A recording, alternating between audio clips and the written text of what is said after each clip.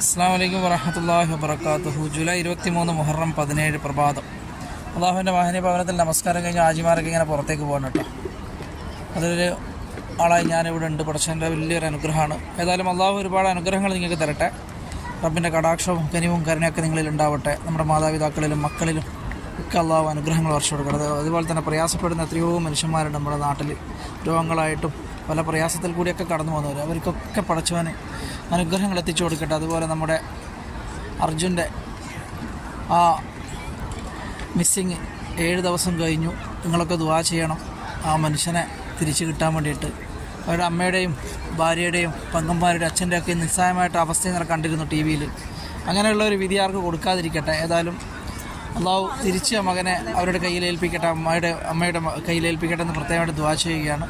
എല്ലാവരും ദുആ ചെയ്യുക. പരസ്പരം നമുക്ക് നമ്മുടെ സൗഹൃദങ്ങളാണ് വലുത്. ഏതായാലും അള്ളാഹു അനുഗ്രഹിക്കട്ടെ. ആമീൻ.